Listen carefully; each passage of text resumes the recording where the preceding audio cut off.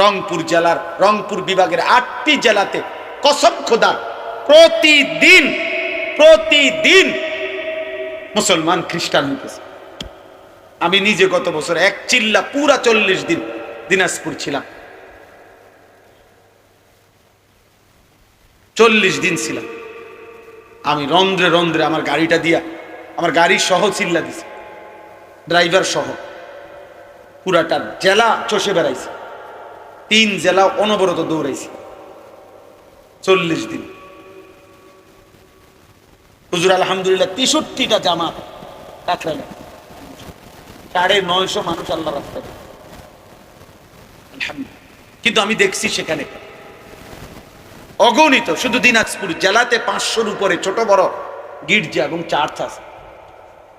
আমি এবার রমজানের ঈদের পরে 2 দিন কুড়িগ্রাম লালমনিরহাট সফর করছিলাম।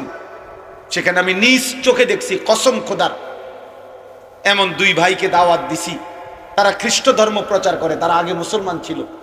আশ্চর্যের কথা হলো 2 জনের মধ্যে এক ভাই 7 বছর মসজিদে ইমামতি করত, এই কোরআন হাতে বলল। ও খ্রিস্টান, ও এখন খ্রিস্ট ধর্ম প্রচার করে।